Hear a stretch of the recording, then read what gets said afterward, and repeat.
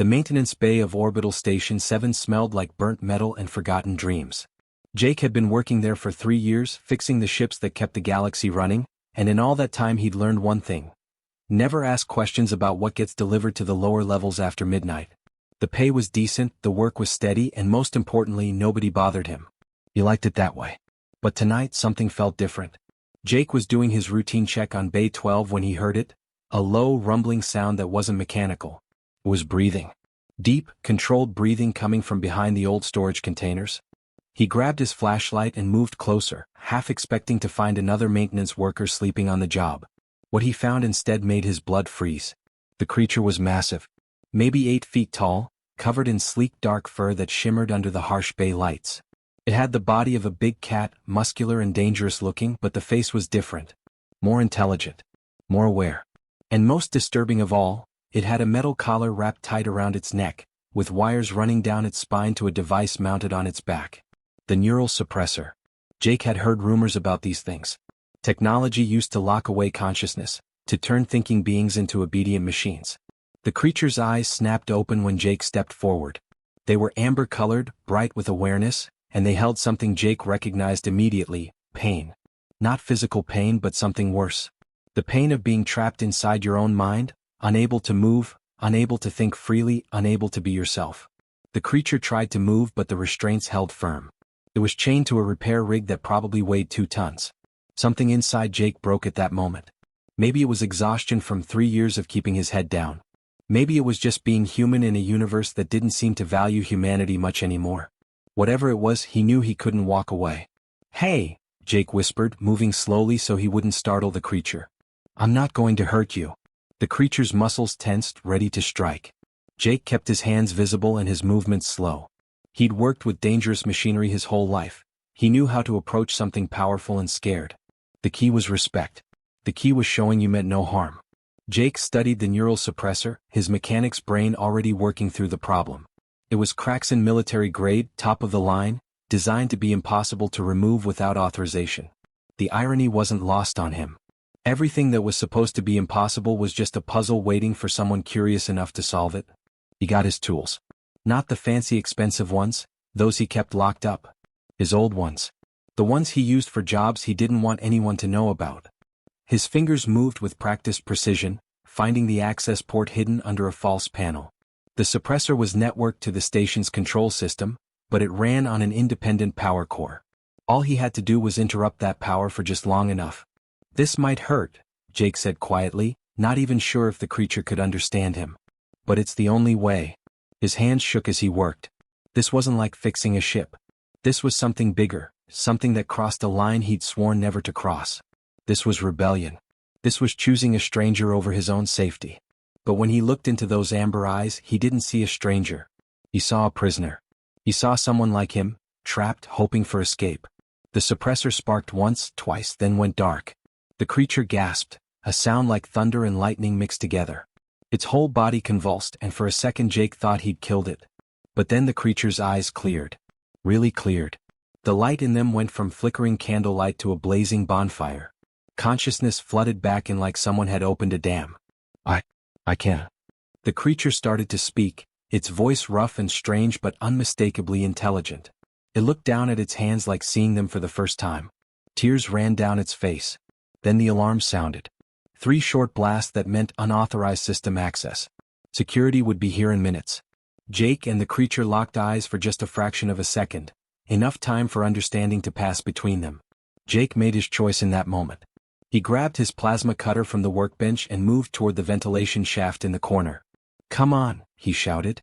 The creature, whose name he would later learn was Scar, smashed through the restraints like they were paper. Together they carved through the vent cover, leaving sparks and melted metal behind them.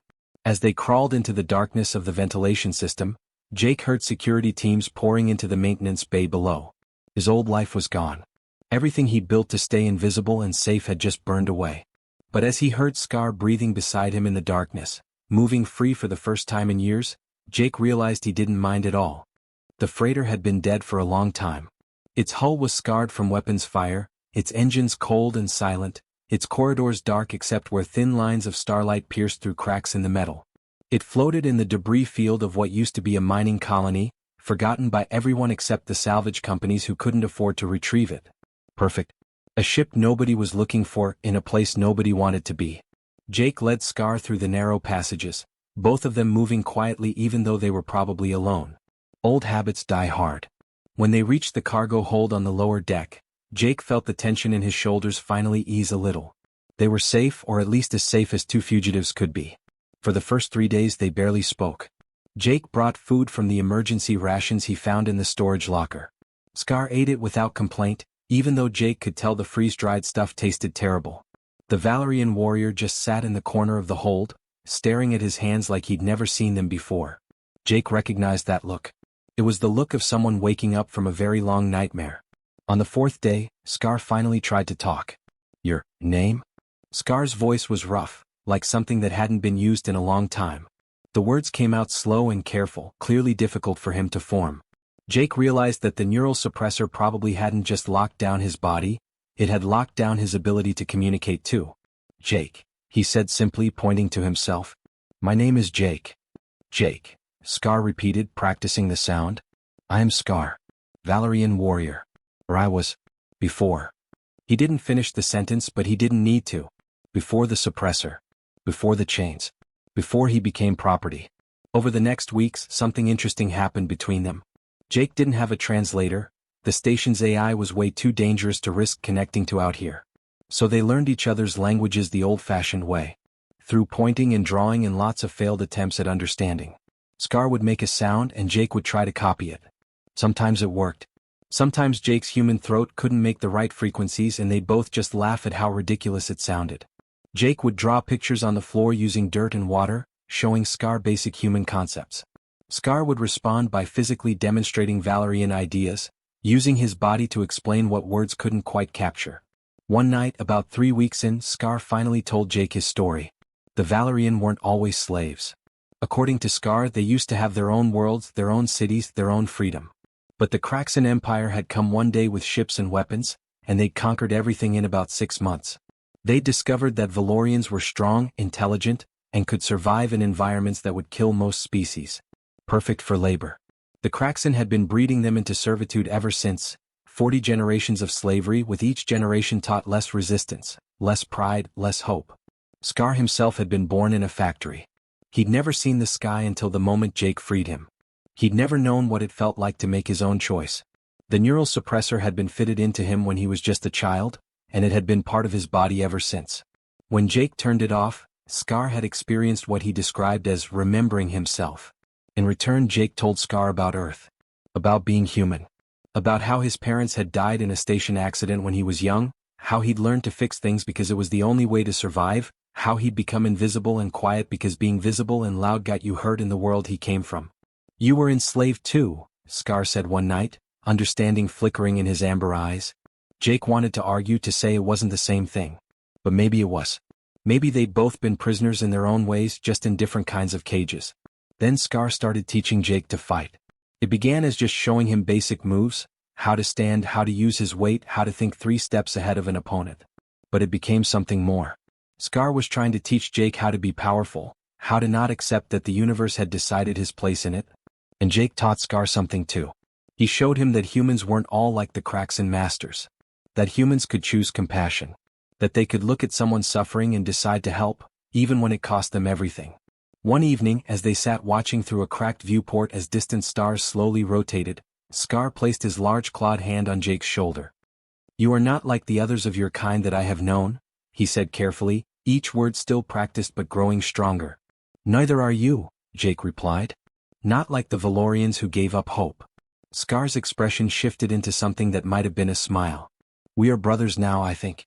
Not by blood. By choice." Jake nodded. In the cold cargo hold of a dead ship, floating in the middle of nowhere, 2 completely different beings had found something neither thought possible: trust. And maybe, Jake thought, that was the beginning of everything that would come next.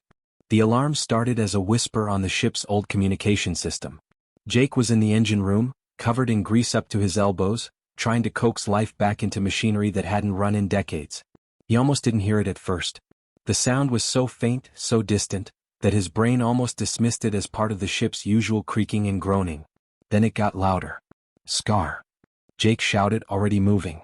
"We've got company." The Valerian warrior appeared in the doorway seconds later, his body tense and ready. "How many?" "Scanner's too old to tell," Jake said, his fingers flying across the control panel. The screen flickered with static and ancient code. "But they're moving fast. Hunter-class configuration. Cracks in military." They'd found them. Somehow, against all odds, the enemy had traced their location. Jake's mind raced through possibilities, each one worse than the last. They could run, but their old freighter would never outpace military hunters. They could fight, but Scar alone couldn't take on a full cracks and strike team. They could hide, but there was nowhere to hide on a ship this empty. "The engines," Scar said, reading Jake's face. "Can you get them running?" "They're dead, Scar. Completely dead. I've been working on them for weeks and—" "Can you?" Jake looked at his friend. Looked at the warrior who'd trusted him with his life. Who'd taught him to be brave. Who'd become the closest thing to family Jake had left in this vast, cold universe. "I can try," Jake said. He moved faster than he'd ever moved in his life. The engine room was a maze of pipes and wiring, systems built on top of systems, some from the original construction and some from repairs that had happened decades ago. Most mechanics would have looked at this disaster and given up. Most mechanics didn't have a choice. Jake did. He had desperation. His hands moved on instinct, years of training and muscle memory guiding him. He rerouted the power distribution, bypassing the sections that were too damaged to use. He found the backup fusion core buried deep in the ship's guts, a component everyone had probably forgotten existed. It was ancient, barely functional, but it had juice. Real usable power. The problem was connecting it to engines that had been offline for so long that their systems had basically fossilized. Normal procedure would take hours. They had minutes. Jake grabbed a plasma cutter and started burning through paneling. Sparks flew everywhere, some landing on his skin. He barely noticed. His whole world had narrowed down to this, making this dead ship live. The sounds of alarms intensified. Through the viewport, he could see the hunter ships getting closer, their sleek forms cutting through space like sharks drawn to blood in the water. Scar appeared beside him, grabbing tools Jake needed before he even asked for them. The warrior had picked up enough about mechanics over their weeks together to understand what Jake was trying to do. They worked in silent coordination, two beings from completely different worlds moving as one unit. "They're targeting our position," Scar called out, his voice steady even as the ship shuddered from distant weapons fire. "Almost there," Jake gasped. His fingers were bleeding from razor-sharp metal edges. His eyes stung from sweat. He didn't care. He was close. He could feel it. The backup reactor sparked to life. Power surged through systems that hadn't seen electricity in maybe 30 years. Lights flickered on throughout the engine room, bathing everything in harsh white. Alarms screamed their desperate song. And then, with a sound like an old man waking up from a long sleep, the main engines rumbled to life. It was rough. It was painful. It was probably damaging the ship beyond all repair. But it was working. "Now!" Jake shouted. Scar was already at the helm. Jake dragged himself up to the bridge, his whole body screaming in protest. The hunter ships were right on top of them now, weapons firing, trying to disable them before they could escape. Jake did something that no competent pilot would ever do. He pushed the engines to full power without letting the systems warm up properly. The freighter lurched forward like it had been kicked in the back. The sudden acceleration threw both Jake and Scar to the floor. Through the viewport, they watched the hunter ships overshoot them, their more advanced systems unable to match the desperate insanity of what Jake had just done. They were free. They were flying. They were alive. For about 30 seconds nothing happened. Jake and Scar just lay on the bridge floor, breathing hard, covered in sweat and blood and grease. Then the communication system crackled to life, not from the Kraxen but from somewhere else. A signal so encrypted and hidden that it took Jake's brain a moment to even process it was real. A voice came through, old and powerful and carrying the weight of countless battles. "This is command of the Valerian resistance. We have been monitoring your escape. That maneuver was unconventional. Remarkable. The human who piloted it, we need to speak with him. Bring him to Coordinate 7 Gamma. Bring him now. The War Guardian has given the order." Scar looked at Jake with eyes full of something between fear and hope. "I think," the Valerian said slowly, "your life just got much more complicated." The resistance base was hidden inside an asteroid that had been hollowed out decades ago. Jake had never seen anything like it, thousands of Valorians working together, moving with purpose, preparing for war. The energy in the corridors was electric. They knew they were close to something big. They could feel it. Scar had warned him on the way here. The War Guardian is not like other commanders. She will judge you quickly. Do not waste her time. Jake nodded, trying to look confident. Inside he was terrified. He was just a maintenance worker from a space station. A guy who fixed broken things for a living. Now he was being brought before the legendary leader of an entire resistance movement. The odds of him saying something stupid were pretty high. The War Guardian's chamber was simple. No throne, no guards standing at attention, no dramatic lighting designed to intimidate. Just a large space with old tactical displays on the walls and a warrior standing in the center. She was scarred, her entire left side bore the marks of old plasma burns, and one eye was milky white from an ancient wound. Her armor was dented and scratched from 1,000 conflicts. Looking at her, Jake understood that this wasn't someone who looked impressive. This was someone who had survived. She studied him for a long time without speaking. Jake wanted to say something, to explain himself, to fill the silence with words. But Scar had told him not to speak unless spoken to, so Jake just stood there, trying not to let his hands shake. The War Guardian's remaining eye, dark as space itself, seemed to look right through him, reading everything he was trying to hide. "You are the human," she finally said. Her voice was rough, like stone grinding against stone. "Yes, ma'am," Jake replied. Then he added, because it felt important, "My name is Jake." Something that might have been approval flickered across her face. Jake. The one who freed Scar without knowing what he was freeing. The one who rewired a dead ship while weapons fire tore through the hull. The one who made an impossible escape. "I just did what needed to be done," Jake said carefully. "Exactly," the War Guardian replied. "That is precisely why I called you here." She walked closer and Jake had to force himself not to back up. This close he could see just how tall she was, easily a foot taller than him. If she wanted to hurt him, there was nothing he could do about it. "My commanders," the War Guardian continued, "they think in straight lines. They follow protocol. They calculate probabilities and make decisions based on logic. This is why we have been losing for 40 generations." She gestured to the tactical display showing battle maps, supply routes, defensive positions. "Look at this war. Really look at it. We have better training than the Kraxen. We have warriors who know nothing but combat. And yet we lose. Slowly but surely we lose. Why?" Jake studied the display. His mechanic's brain was used to looking at broken systems and finding problems. He pointed at several choke points in the Valerian supply lines. "You're predictable. The Kraxen know where you're going to be because you're following the logical routes. You're efficient, but efficiency can be anticipated." The War Guardian nodded. "Continue." "And here," Jake pointed at a heavily fortified Kraxen position. "You're treating this like a fortress. But look, there's a weakness. Not in the defenses but in the logic behind them.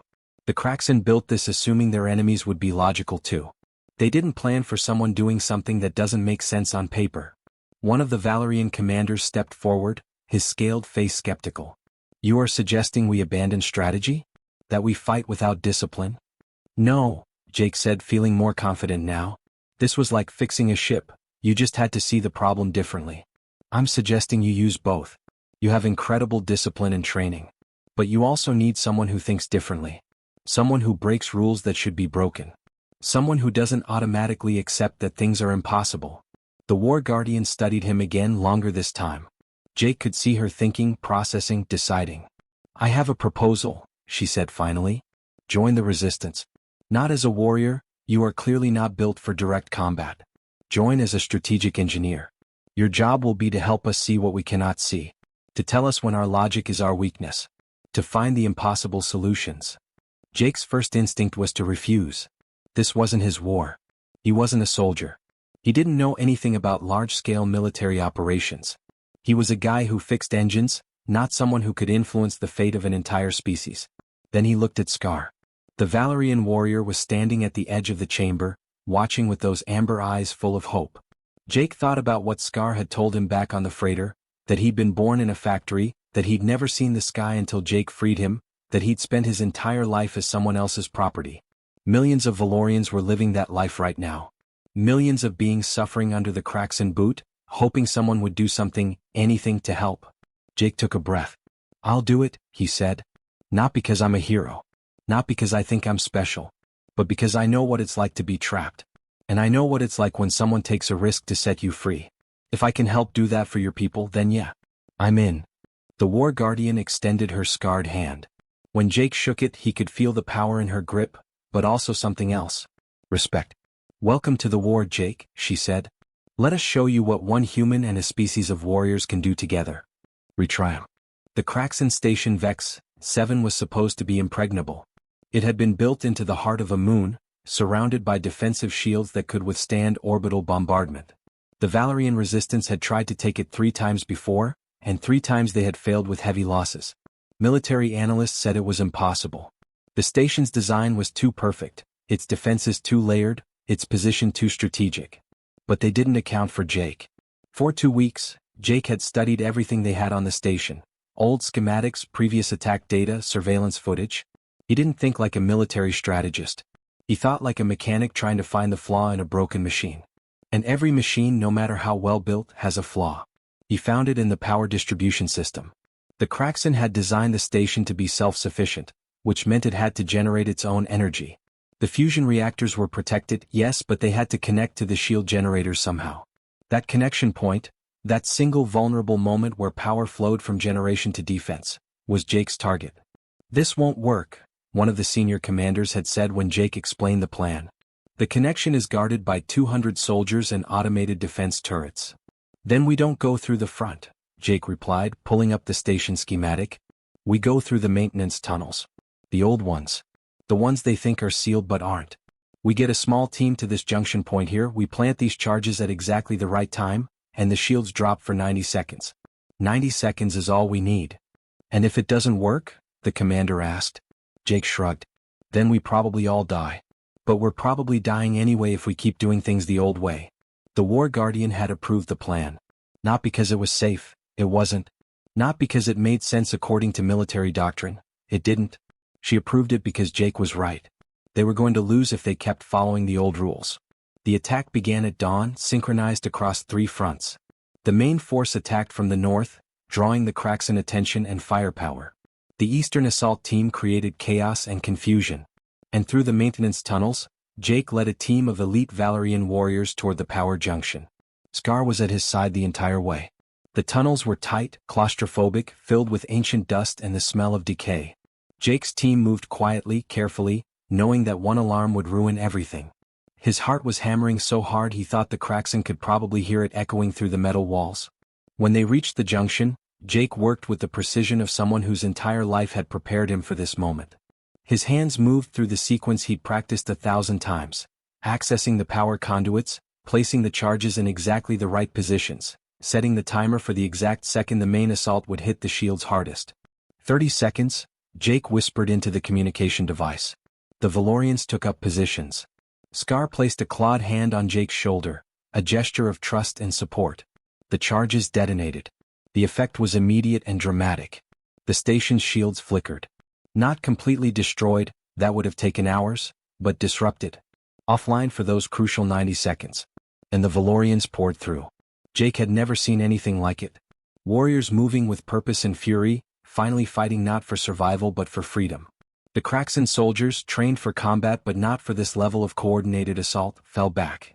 Scar moved through them like a force of nature, his weapons singing through the air, protecting Jake while Jake continued his work. 50 seconds. Jake called out, watching the power readings. The Kraxan were already trying to restore the shields. He'd bought them precious time, but time was running out. Go. Go. Go. The War Guardian's voice came through the communication, urging the assault teams forward. The shield failed completely for just a moment, long enough for the main assault to breach the inner defenses. Once they were inside, the Kraxan couldn't fall back to stronger positions. The defenders were trapped between the assault team outside and the infiltration team inside. Their superior numbers didn't matter anymore. The battle lasted 47 minutes. In all of military history, no one had ever taken a station this well defended in less than 2 hours. 47 minutes. A record. Impossible made real. When the last Kraxan soldier surrendered, when the final alarm fell silent, the resistance forces stood victorious in corridors stained with battle. Valerian warriors roared their approval, a sound like thunder, like joy, like the scream of a people finally breaking free. The War Guardian found Jake in the command center, still covered in dust and sweat from the tunnels. Without a word, she did something Jake had never expected. She knelt. The legendary commander, scarred from 1,000 battles, veteran of countless wars, knelt before a human maintenance worker.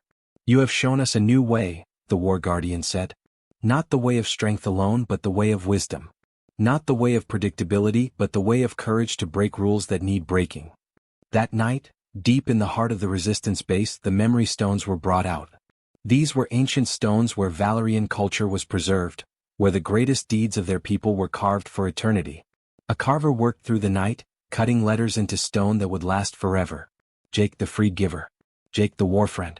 Jake who proved that courage knows no species.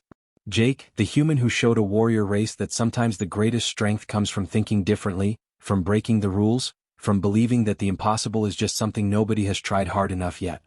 As Scar placed a clawed hand on the carved stone, he looked at his brother and smiled. The war was far from over. But now, for the first time in 40 generations, the Valorians had hope.